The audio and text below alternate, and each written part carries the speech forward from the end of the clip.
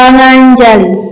Om Swastiastu. Halo semuanya, kami dari kelompok 4 pajak akan mempresentasikan tugas yang diberikan oleh kami. Yang pertama, kami akan memperkenalkan diri terlebih dahulu. Perkenalkan, nama saya Niko Mangkartika Sari, nomor absen 18. Perkenalkan, nama saya Nikade Astini, nomor absen 9. Perkenalkan, nama saya Niko Mangkartika, nomor absen 20. Baik, di video kali ini kita akan menjelaskan beberapa hal, yaitu tentang perhitungan PPN berdasarkan harga jual, penggantian nilai impor dan nilai ekspor. Yang pertama, itu adalah tarif PPN. Besar tarif pajak penghasilan adalah 10% berlaku selama bertahun-tahun sejak diterbitkannya Undang-Undang PPN. Melalui Undang-Undang Nomor 7 Tahun 2021 tentang Harmonisasi Peraturan Perpajakan atau UU HPP, pemerintah telah menaikkan tarif PPN secara bertahap. Tarif PPN terbaru yaitu 11% mulai dari April 2022, kemudian rencananya akan dinaikkan lagi menjadi sebesar 12% pada 2025. Sesuai dengan definisi PPN di atas, maka setiap barang atau jasa yang menjadi objek pajak pertambahan nilai atau PPN akan dikenakan pajak PPN dengan tarif PPN terbaru tersebut. Baik, pengertian yang pertama ada harga jual.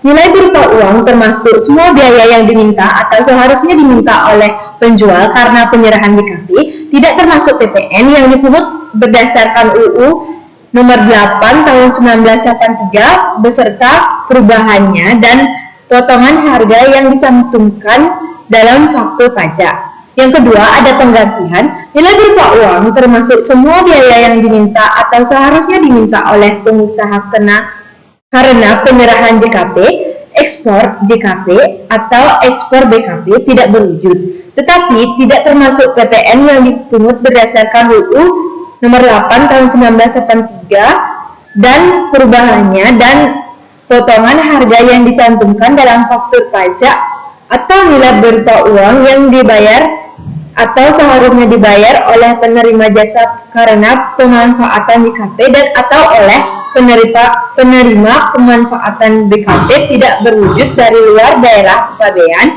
di dalam daerah pabean. Baik, yang ketiga ada nilai impor. Nilai berupa uang yang menjadi dasar penghitungan bea masuk ditambah pemungutan berdasarkan ketentuan dalam peraturan perundang-undangan yang mengatur mengenai kepabeanan dan cukai untuk impor BKP, tidak termasuk PPN dan pajak penjualan atas barang mewah. Yang keempat ada nilai ekspor. Nilai berupa uang termasuk semua biaya yang diminta atau seharusnya diminta oleh eksportir. Baik, sekarang kita akan masuk ke perhitungan. Jadi, contoh perhitungan PPN terhadap DPP dari harga jual. PKPA menjual tunai barang kena pajak atau BKP seharga 10 juta. Maka PPN terutang PKPA adalah PPN terutang memiliki rumus tarif PPN dikali dengan harga BKP yaitu 11% dikali dengan 10 juta. Maka mendapatkan hasil sebesar 1.100.000. PPN sebesar 1.100.000 ini merupakan pajak keluaran yang dipungut oleh PKPA. Baik, contoh penghitungan PPN terhadap DPP penggantian. PKPB melakukan penyerahan jasa kena pajak JKP dengan memperoleh penggantian RP 15 juta, maka PPN yang terhutang adalah PPN terhutang sama dengan 10% dikali 15 juta, maka akan mendapatkan hasilnya 1.650.000. PPN sebesar RP 1.650.000 ini merupakan pajak keluaran yang dipungut oleh PKPB.